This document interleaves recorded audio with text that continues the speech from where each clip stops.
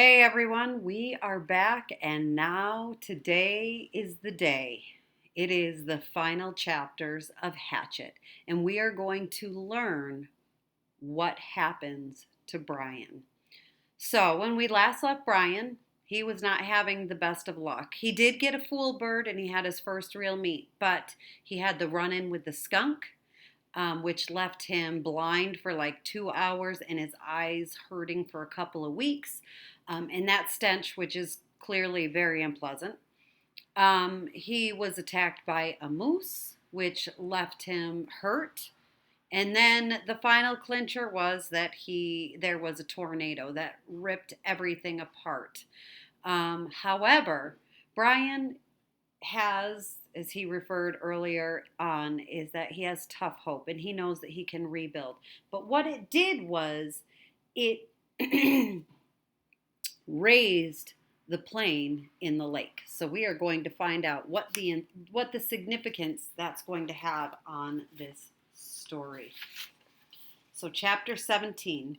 He turned back to his campsite and looked to the wreckage. He had a lot to do: rebuild his shelter, get a new fire going, find some food or get ready to find some food, make weapons, and he had to work slowly because his ribs hurt.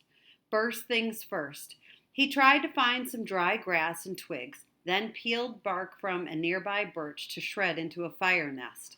He worked slowly, but even so, with his new skill, he had a fire going in less than an hour. The flames cut the cool, damp morning, crackled and did much to bring his spirits up, not to mention chasing away the incessant mosquitoes. With the fire going, he searched for dry wood. The rain had driven water into virtually all the wood he could find, and at last located some in a thick evergreen where the top branches had covered the lower dead ones, keeping them dry. He had great difficulty breaking them, not being able to pull much with his arm or chest muscles, but finally got enough to keep the fire going all day and into the night. With that, he rested a bit, eased his chest, and then set about getting a shelter squared away. Much of the wood from his original wall was still nearby and up in back of the ridge. He actually found a major section of the weave still intact.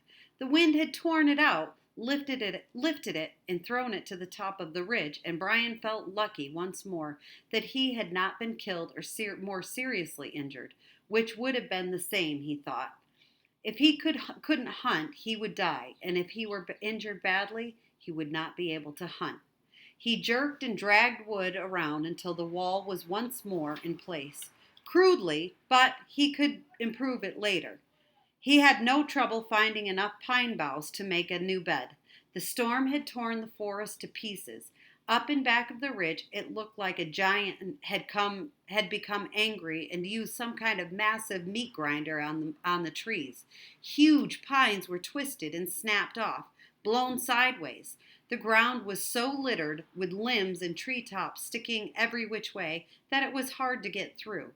He pulled enough thick limbs in for a bed, green and spicy with the new broken sap smell. And by evening, he was exhausted, hungry, and hurting. But he had something close to a place to live again and a place to be. Tomorrow, he thought, as he lay back in the darkness, tomorrow maybe the fish would be back, and he would make a spear and new bow and get some food. Tomorrow he would find food and refine the camp and bring things back to sanity from the one completely insane day. He faced the fire. Curbing his body, he rested his head on his arm and began to sleep when a picture came into his head. The tail of the plane sticking out of the water. There it was, the tail sticking up. And inside the plane, near the tail somewhere, was the survival pack. It must have survived the crash because the plane's main body was still intact. That was the picture. The tail sticking up and the survival pack inside. Right there in his mind as he dozed. His eyes snapped open. If I can get at the pack, he thought. Oh, if I could get at the pack. It probably had food and knives and matches. It might have a sleeping bag. It might have fishing gear.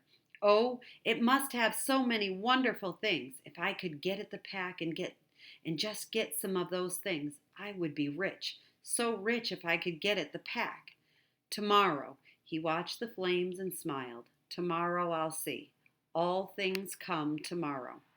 He slept deep and down with only the picture of the plain tail sticking up in his mind. A healing sleep. In the morning he rolled out before true light. In the gray dawn he built up the fire and found more wood for the day, feeling almost chipper because his ribs were much better now. With camp ready for the day, he looked to the lake. Part of him half expected the plain tail to be gone, sunk back into the depths, but he saw that it was still there, still didn't seem to have moved at all. He looked down at his feet and saw that there were some fish in his fish pen, looking for the tiny bits of bait still left from before the wind came. He fought impatience to get on the plane project and remembered sense. Remembered what he had learned.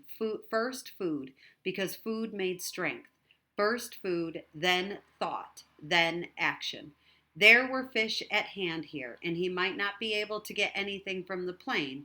That was all a dream. The fish were real, and his stomach, even his new shrunken stomach, was sending signals that it was savagely empty. He made a fish spear with 2 points, not peeling the bark all the way back, but just working on the pointed end.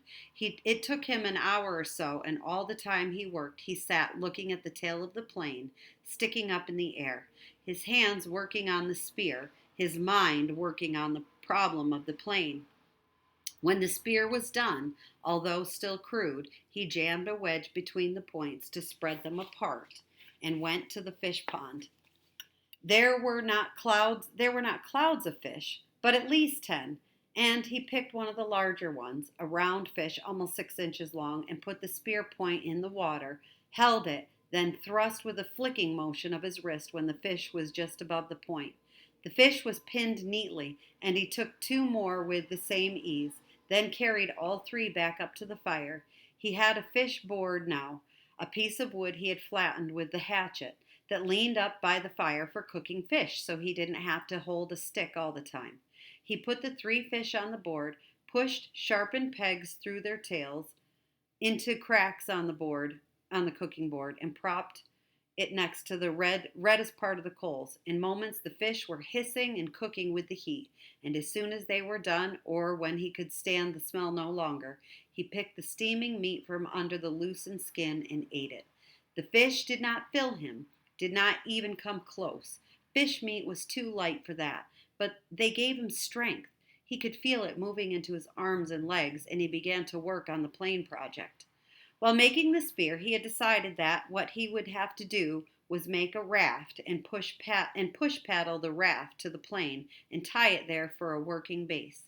Somehow, he would have to get into the tail, inside the plane, rip or cut his way in, and however he did it, he would need an operating base of some kind, a raft, which he found ruefully was much easier said than done. There were plenty of logs around. The shore was littered with driftwood, new and old, tossed up and scattered by the tornado, and it was a simple matter to find 4 of them about the same length and pull them together. Keeping them together was the problem.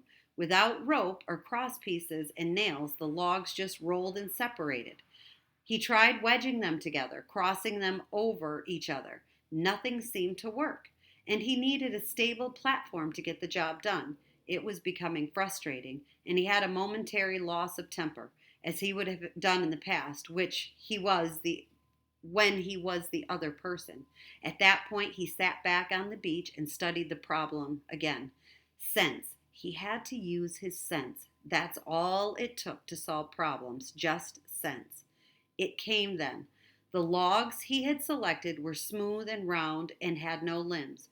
What he needed were logs with limbs sticking out. Then he could cross the limbs of one log over the limbs of another and weave them together as he had done his wall, the food shelf cover, and the fish gate. He scanned the area above the beach and found 4 dry treetops that had been broken off by the storm. These had limbs, and he dragged them down to his work area at the water's edge and fitted them together. It took most of the day. The limbs were cluttered and stuck any which way, and he would have to cut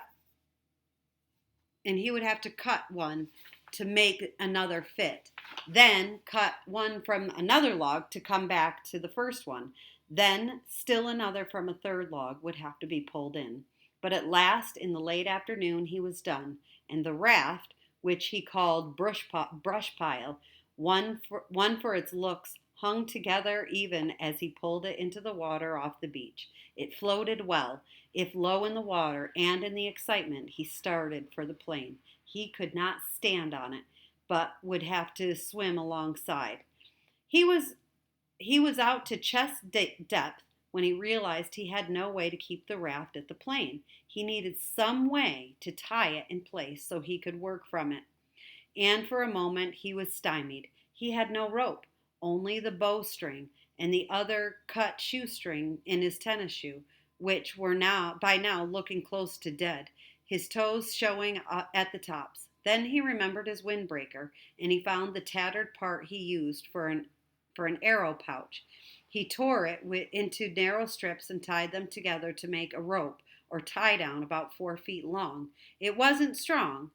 He couldn't use it to pull a Tarzan and swing from a tree, but it should hold the raft to the plane. Once more he slid the raft off the beach and out into the water until he was chest deep. He had left his tennis shoes in the shelter, and when he felt the sand turn mud between his toes, he kicked off the bottom and began to swim. Pushing the raft, he figured, was about like trying to push an aircraft carrier. All the branches that stuck down into the water dragged and pulled, and the logs themselves fought any forward motion. And he hadn't gone 20 feet when he realized that it was going to be much harder than he thought to get the raft to the plane. It barely moved, and if he kept going this way, he would just about reach the plane at dark. He decided to turn back, spend the night, and start early in the morning, and he pulled the raft once more onto the sand and scraped it dry with his hand. Patience.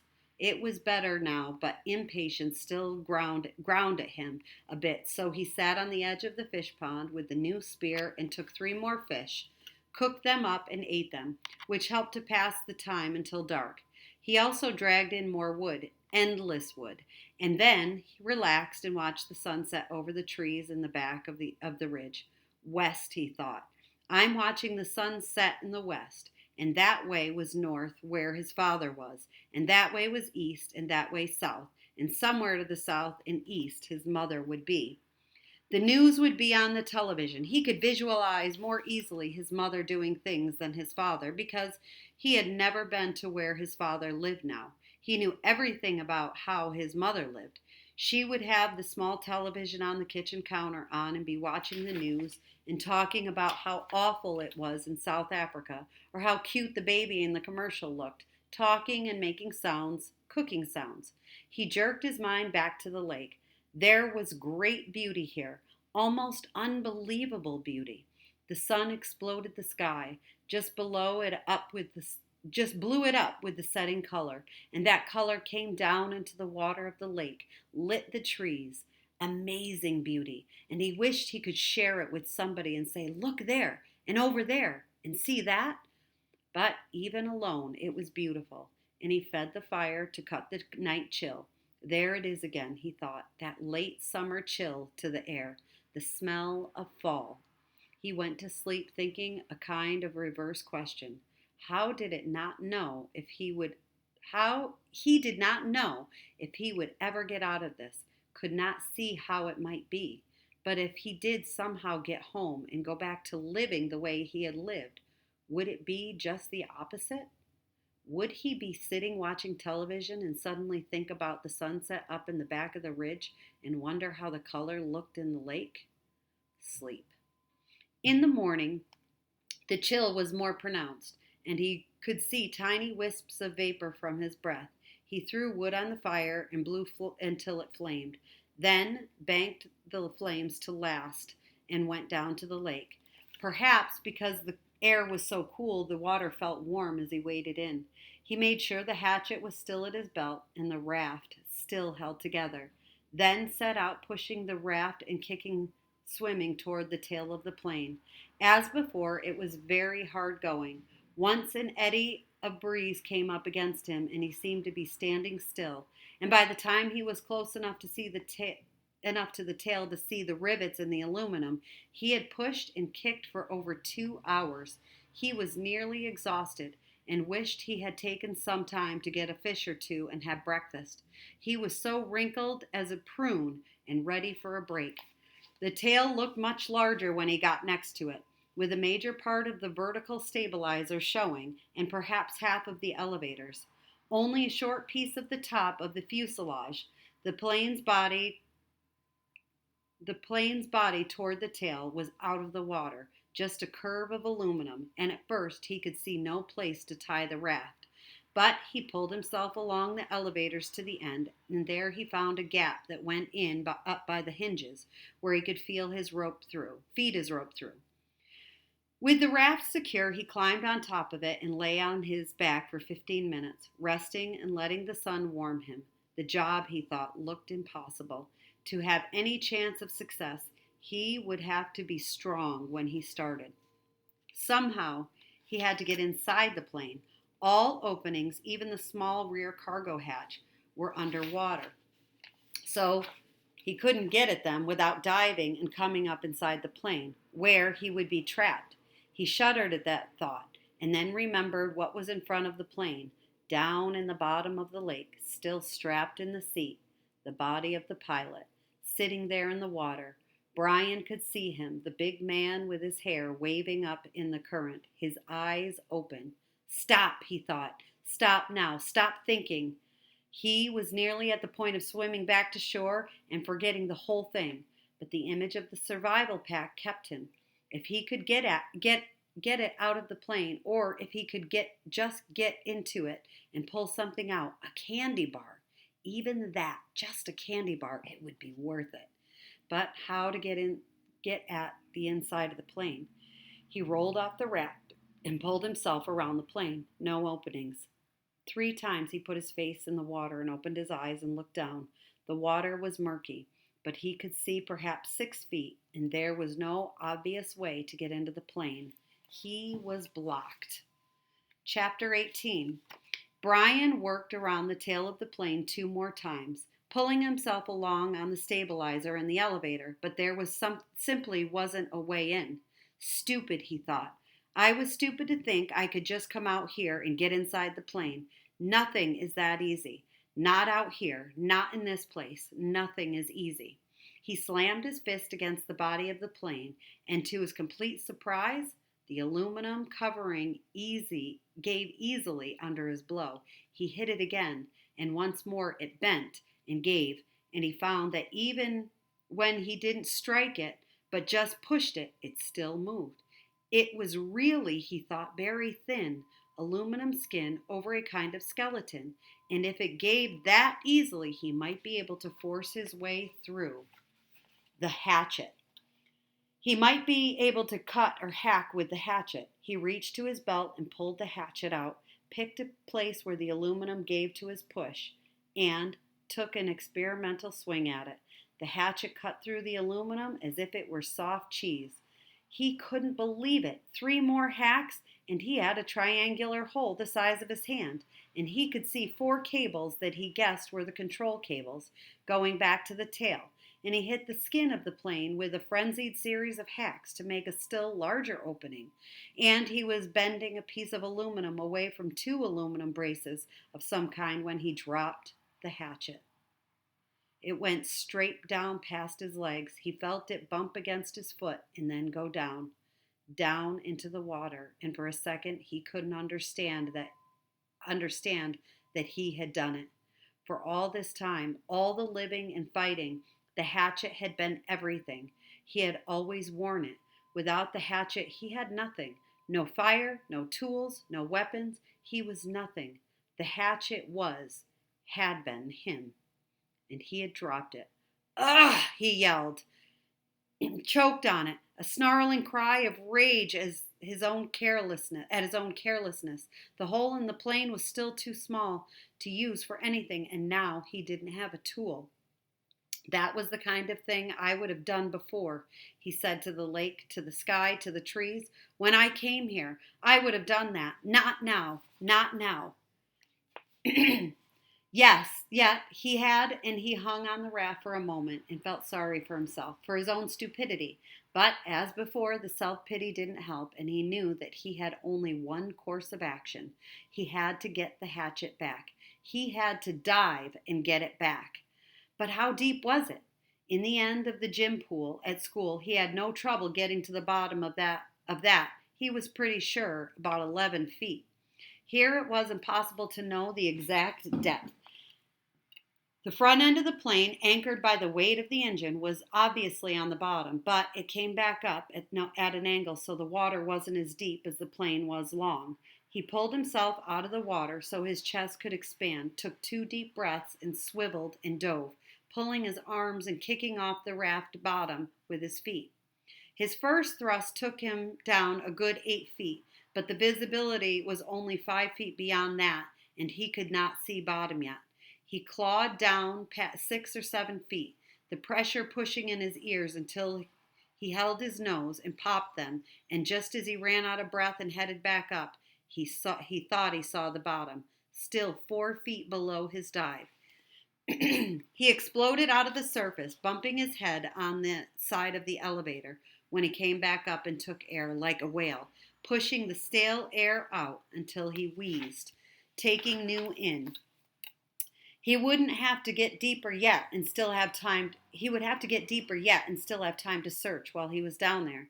Stupid, he thought once more, cursing himself. Just dumb. He pulled air again and again, pushing his chest down, pushing his chest out until he could not possibly get any more capacity. Then took one more deep lungful, wheeled, and dove again. This time he made an arrow out of his arms and used his legs to push off the bottom of the raft, all he had in his legs, to spring, snap, and propel him down. As soon as he felt himself slowing a bit, he started raking back with his arms at his side, like paddles, and thrusting with his legs like a frog, and this time he was so successful that he ran his face into the bottom mud. He shook his head to clear his eyes and looked around. The plane disappeared out and down in front of him. He thought he could see the windows, and that made him think about the pilot sitting inside, and he forced his thoughts from it, and he could see no Hatchet. Bad air triggers were starting to go off in his brain, and he knew he was limited to seconds now, but he held for a moment and tried moving about a bit, and just as he ran out of air, knew that he was going to have to blow soon, he saw the handle sticking out of the mud. He made one grab, missed, reached again, and felt his fingers close on the rubber. He clutched it and in one motion slammed his feet down into the mud and powered himself up. But now his lungs were ready to explode, and he had flashes of color in his brain, explosions of color, and he would have to take a pull of water, take it into his lungs, and just as he opened his mouth to take it in, to pull in all the water in the lake, his head blew out of the surface and into the light. Ha! It was as if a balloon had exploded. Old air out of his nose and mouth, and he pulled new in again and again. He reached for the side of the raft and hung there, just breathing, until he could think once more. The hatchet clutched and shining in his right hand. All right, the plane. Still the plane. He went back to the hole in the fuselage and began to chop and cut again, peeling the aluminum skin off in pieces. It was slow going because he was careful, very careful with the hatchet, but he hacked and pulled until it had opened a hole large enough to pull his head and shoulders in and look down into the water. It was very dark inside the fuselage, and he could see nothing, certainly no sign of the survival pack. There were some small pieces and bits of paper floating on the surface inside the plane, dirt from the floor of the plane that had floated up, but nothing substantial. Well, he thought, did you expect it to be easy? So easy that way? Just open her up and get the pack, right? He would have to open it more, much more, so he could poke around inside and see what he could find. The survival pack had been a zippered nylon bag, or perhaps canvas of some kind, and he thought it had been red. Or was it gray? Well, that didn't matter. It must have been moved. It must have been moved when the plane crashed, and it might be jammed down under something else. He started chopping again, cutting the aluminum away in small triangles, putting each one on the raft as he chopped. He could never throw anything away again, he thought, because they might be useful later. Bits of metal, fish, arrowheads, or lures maybe. And when he finally finished again, he had cleaned away the whole side and top of the fuselage that stuck out of the water, had cut down into the water as far as he could reach, and had a hole almost as big as he was, except that it was crossed and crisscrossed with aluminum. Or it might be steel, he couldn't tell. Braces and formers and cables. It was an awful tangled mess, but after chopping some braces away, there was room for him to wiggle through and get inside. He held back for a moment, uncomfortable with the thought of getting inside the plane. What if the tail settled back to the bottom and he got out and couldn't get out? And he got caught and couldn't get out. It was a horrible thought, but then he reconsidered. The thing had been up now for 2 days, plus a bit, and he had been hammering and climbing on it, and it hadn't gone back down. It seemed pretty solid. He eeled in through the cables and formers, wiggling and pulling until he was inside the tail with his head clear of the surface of the water and his legs down on the angled floor. Then, when he was ready, he took a deep breath and pushed down along the floor with his legs, feeling for some kind of fabric or cloth, anything with his bare feet. He touched nothing but the floor plates. Up, a new breath. Then he reached down to formers underwater and pulled himself beneath the water, his legs pushing down and down almost to the back of the front of the seats. And finally, on the left side of the plane, he thought he felt his foot hit cloth or canvas. Up for more air. Deep breathing, then one more grab at the formers, and pushing as hard as he could, he jammed his feet down and he hit it again. Finally, canvas or heavy nylon. And this time, when he pushed his foot, he thought he felt something inside of it, something hard. It had to be the bag.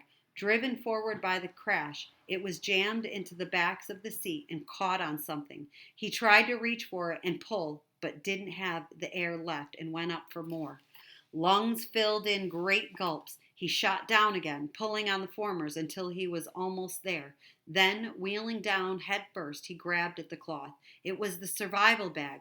He pulled and tore at it to loosen it, and just as it broke free and his heart leaped to feel it rise, he looked up, above the bag, in the light coming through the side window, the pale green light from the water. He saw the pilot's head. Only it wasn't the pilot's head any longer. The fish, he'd never really thought about it, but the fish had been eating all this time, had to eat too. They had been at the pilot all this time, almost 2 months, nibbling and chewing, and all that remained was the not quite clean skull. And when he looked up, it wobbled loosely. Too much, too much. His mind screamed in horror, and he slammed back and was sick in the water. Sick so that he choked on it and tried to breathe water, and could have ended there, ended with the pilot where it almost ended, and ended with the pilot where it almost ended when they first arrived, except that his legs jerked. It was instinctive, fear more than anything else, fear of what he had seen. But they jerked and pushed, and he was headed up when they jerked, and he shot to the surface, still inside the birdcage of formers and cables. His head slammed into a bracket as he cleared, and he reached up to grab it and was free, in the air, hanging up in the tail. He hung that way for several minutes, choking and heaving and gasping for air, fighting to clear the picture of the pilot from his mind. It went slowly. He knew it would never completely leave, but he looked to the shore, and there were trees and birds. The sun was getting low and golden over his shelter, and when he stopped coughing, he could hear the gentle sounds of the evening, the peace sounds, the bird sounds, and the breeze in the trees. The peace finally came to him, and when he settled his breathing, he was still a long way from being finished. He had a lot of work to do. The bag was floating next to him, but he had to get it out of the plane and onto the raft, then back to shore. He wiggled out through the formers. It seemed harder than when he came in and pulled the raft around. The bag fought him. It was almost as if it didn't want to leave the plane. He pulled and jerked, and still it wouldn't fit, and at last he had to change the shape of it, rearrange what was inside by pushing and pulling at the sides until it had narrowed until he had narrowed it and made it longer. Even when it finally came, it was difficult, and pull he had to pull first at once, then another, an inch at a time, squeezing it through. All of this took some time, and when he finally got the bag out and tied on top of the raft, it was nearly dark.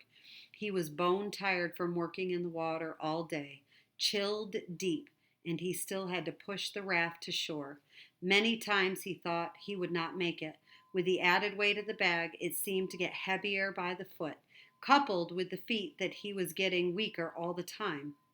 Coupled with the fact that he was getting weaker all the time, the raft seemed barely to move. He kicked and pulled and pushed, taking the shortest way straight back to shore, hanging to rest many times, then surging again and again.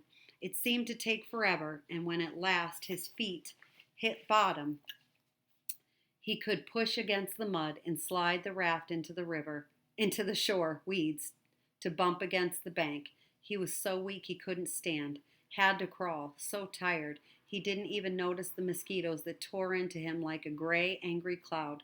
He had done it. That's all he could think now. He had done it. He turned and sat on the bank with his legs in the water and pulled the bag ashore and began the long drag. He couldn't lift it back down the shoreline to his shelter. 2 hours, almost 3, he dragged and stumbled in the dark, brushing the mosquitoes away, sometimes on his feet, more often on his knees, finally to drop across the bag and to sleep when he made the sand in front of the doorway. He had done it. 19. Treasure. Unbelievable riches. He couldn't believe the contents of the survival pack. The night before, he was so numb with exhaustion he couldn't do anything but sleep.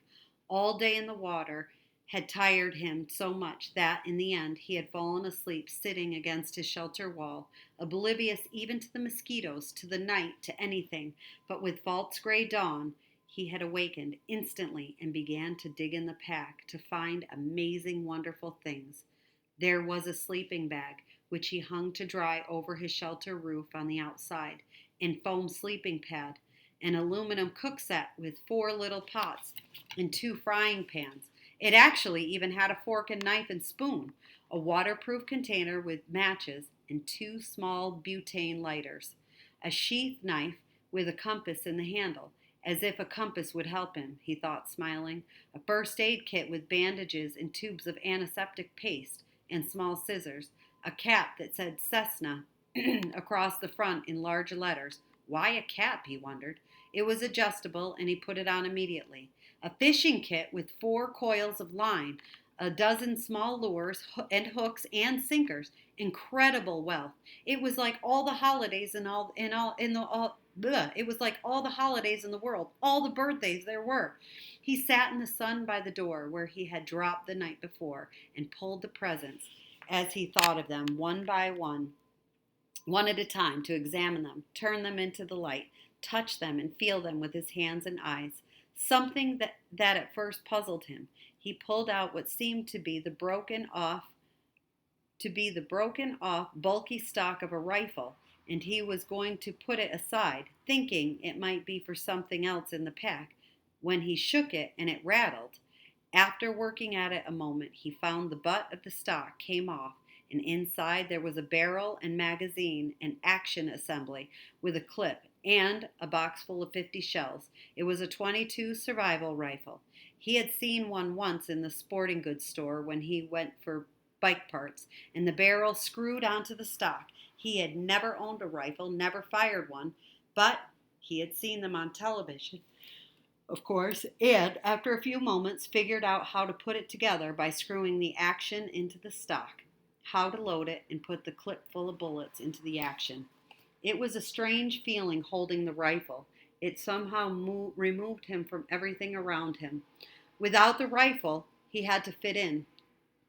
to be part of it all, to understand it and use it. The woods, all of it. With the rifle, suddenly, he didn't have to know, did not have to be afraid or understand it. He didn't have to get close to a fool bird to kill it. Didn't have to know how it would stand if he didn't look at it and moved off to the side. The rifle changed him the minute he picked it up, and he wasn't sure he liked the change very much. He set it aside, leaning it carefully against the wall. He could deal with that feeling later. The fire was out, and he used a butane lighter and a piece of birch bark with small twigs to get another one started, marveling at how easy it was, but feeling again that the lighter somehow removed him from where he was, what he had to know. With a ready flame, he didn't have to know how to make a spark nest or how to feed the new flames to make them grow. As with the rifle, he wasn't sure he liked the change. Up and down, he thought. The pack was wonderful, but it gave him up and down feelings. With the fire going and sending up black smoke and a steady roar from a pitch-smelling chunk he put on, he turned once more to the pack, rummaging through the food packets. He hadn't brought them out yet because he wanted to save them until last, glory in them. He came up with a small electronic device completely encased in a plastic bag. At first, he thought it was a radio or a cassette player, and he had a surge of hope because he missed music, missed sounds, missed hearing another voice. But when he opened the plastic and took the thing out and turned it over, he could see that it wasn't a receiver at all. There was a coil of wire held together on the side by tape, and it sprung into a 3-foot-long antenna when he took the tape off. No speakers, no lights, just a small switch at the top. And on the bottom, he finally found in small print, emergency transmitter. That was it. He turned the switch back and forth a few times, but nothing happened. He couldn't even hear static. So, as with the rifle, he set it against the wall and went back to the bag. It was probably ruined in the crash, he thought. 2 bars of soap. He had bathed regularly in the lake, but not with soap, and he thought how wonderful it would be to wash his hair, thick with grime and smoke dirt, frizzled by wind and sun, matted with fish and fool bird grease. His hair had grown and stuck and tangled and grown until it was a clumped mess on his head. He could use the scissors from the first aid kit to cut it off, then wash it with soap, and then finally the food. It was all freeze-dried and in such quantity that he thought, with this I could live forever. Package after package he took out. Beef dinner with potatoes, cheese and noodle dinners, chicken dinners, egg and potato breakfast, fruit mixes, drink mixes, dessert mixes, more dinners and breakfasts. Then he could count easily.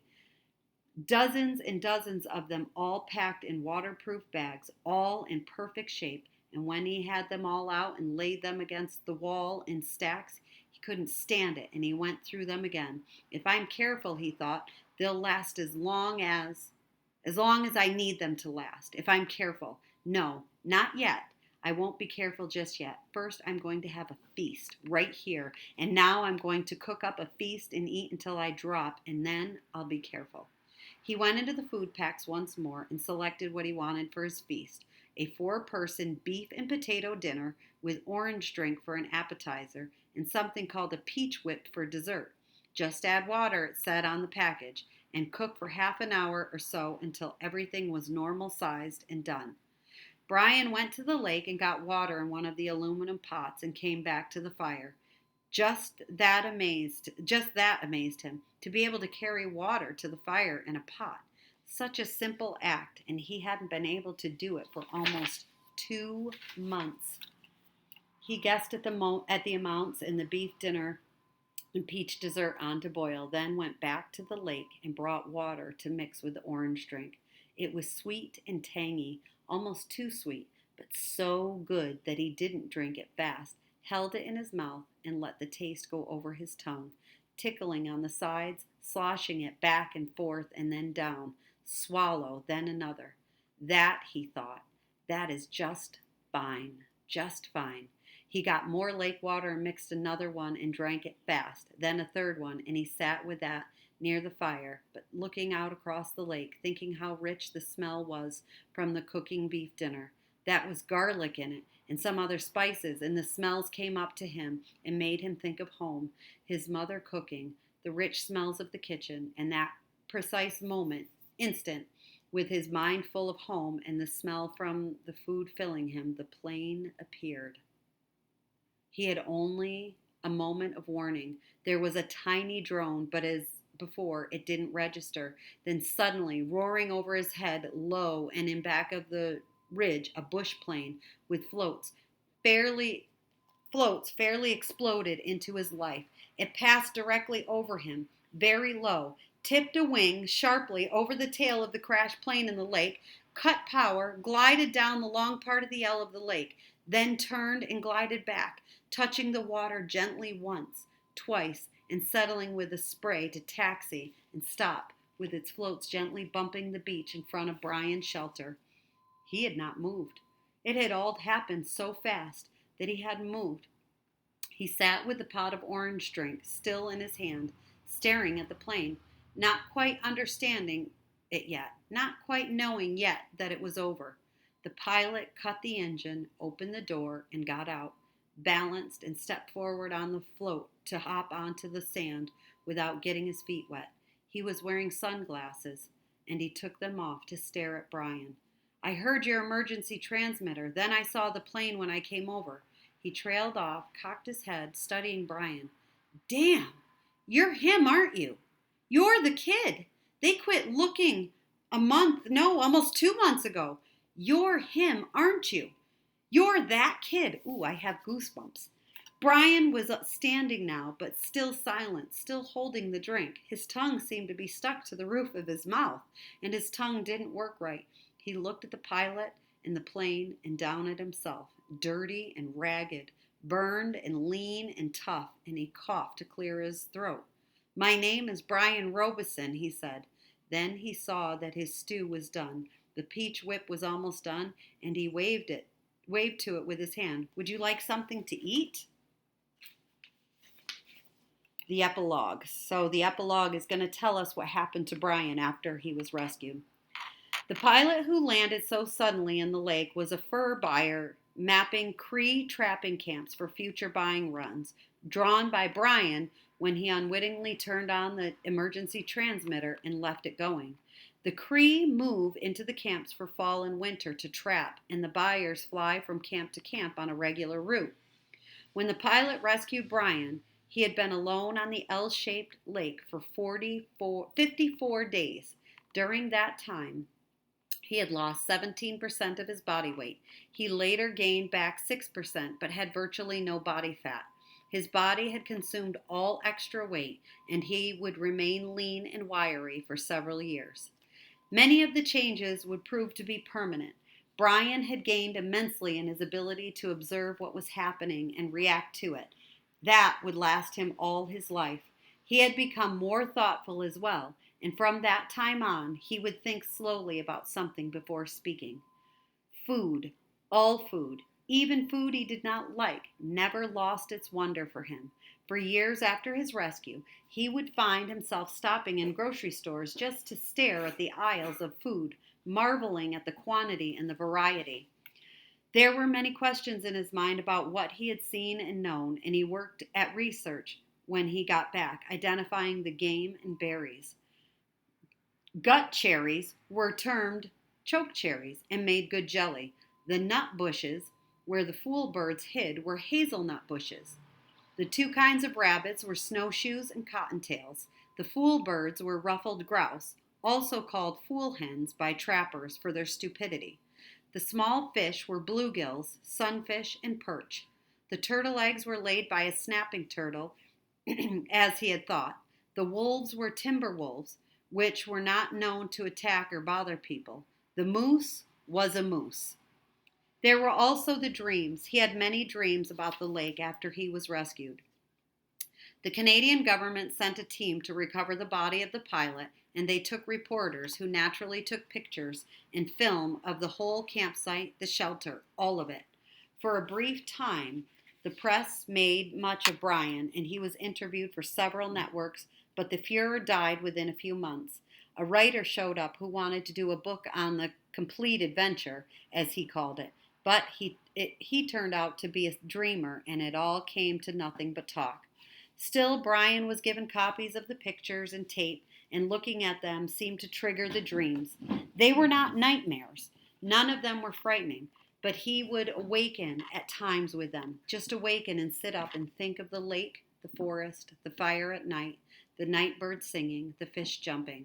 Sit in the dark alone and think of them, and it was not bad and would never be bad for him. Predictions are, for the most part, ineffective, but it might be interesting to note that had Brian not been rescued when he was, had he been forced to go into hard fall, perhaps winter, it would have been very rough on him. When the lake froze, he would have lost the fish, and when the snow got deep, he would have trouble moving at all. Game becomes seemingly plentiful in the fall. It's easier to see with the leaves off the brush, but in the winter, it gets scarce and sometimes simply non-existent as predators, fox, lynx, wolves, owls, weasels, fisher, marten, northern coyotes sweep through areas and wipe things out. It is amazing what a single owl can do to a local population of ruffled grouse and rabbits in just a few months. After the initial surprise and happiness from his parents at his being alive, for a week it looked as if they might actually get together. Things rapidly went back to normal. His father returned to the northern oil fields, where Brian eventually visited him, and his mother stayed in the city, worked at her career in real estate, and continued to see the man in the station wagon. Brian tried several times to tell his father, came really close once to doing it, but in the end never said a word about the man or what he knew, the secret.